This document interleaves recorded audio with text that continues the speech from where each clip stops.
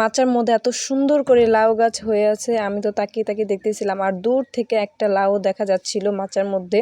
তো আমি এই লাউ গাছটাকে ভিডিও করতেছিলাম। আর এটা কিন্তু আমাদের পাশের বাসার, তার বুনছে এই লাউ গাছটা। আর এর পাশাপাশি হচ্ছে আমাদের টমেটো গাছগুলি আপনাদের দেখাচ্ছি।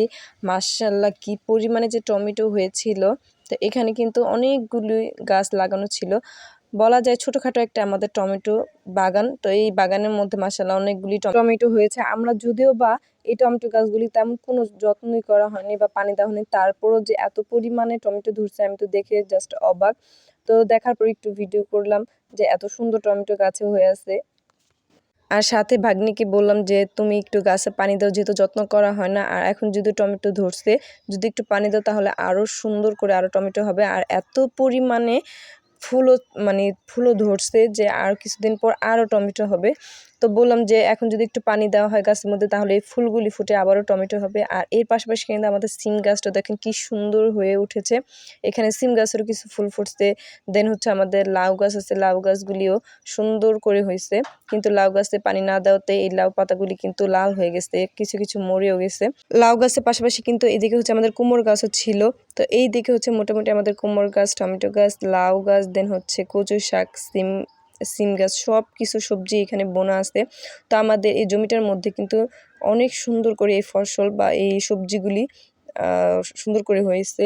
তো এই ভিডিওটা কিন্তু অনেক দিন আগের করা, তখন হচ্ছে আমাদের ধান মাত্র চকে বোনা হয়েছে, সব এলাকাতে ধান বোনা হয়েছে। আর এখন কিন্তু ধান কেটে সবার ঘরে নিয়ে গেছে।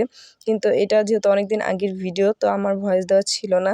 আমি হচ্ছে এখন ভয়েস দিয়ে যে আমাদের এই সবজিগুলি বা আমাদের এই গাছগুলি দেখে আবারও খুবই ভালো লাগতেছিল যে এত সুন্দর করে আমাদের এই লাউ গাছগুলি বা সিম গাছগুলি হয়েছিল। সব গাছগুলিতে পানি দেওয়ার পর ভাগ্নি হচ্ছে বাসায় চলে আসছে। আর এইদিকে বাসায় এসে দেখি আমি যে আপু বিকেলের নাস্তার জন্য হচ্ছে চাপটি বানাচ্ছে। আর এদিকে হচ্ছে লটকে শুটকি ভর্তা বানাবে। তো এই লটকে শুটকি ভর্তা বানানোর জন্য এখানে শুকনো মরিচ আর লটকে শুটকি ভেজে তারপর হচ্ছে চাপটিগুলি সুন্দর করে ভাজবো। তা আমি বললাম যে আমি একটু ট্রাই করে দেখি কেমন হয় চাপটি ভাজা। তা আমি একটু গোল শেপ করে ট্রাই করতেছিলাম। মাশাআল্লাহ আমার কাছে মনে হয়েছে যে আমার প্রথম আন্দাজ খুবই সুন্দর হয়েছে চাপটি ভাজাটা। আমি যদিও বা এত সুন্দর করে গোল করে চাপটি ভাজতে পারি না, তারপরেও খুবই সুন্দর হয়েছে আমার কাছে মনে হচ্ছে। তো আপনাদের কাছে কেমন হয়েছে আমার এই চাপটি ভাজাটা অবশ্যই কমেন্টসে জানাবেন। আর বিকেলে নাস্তা আমাদের বাসায় বেশিরভাগ সময় একটু চাপটি খাওয়া হয়, কারণ চাপটি আমি খুবই পছন্দ করি। তো আজকে ভিডিওটা এই পর্যন্তই। সবাই ভালো থাকবেন, সুস্থ থাকবেন। আল্লাহ হাফেজ।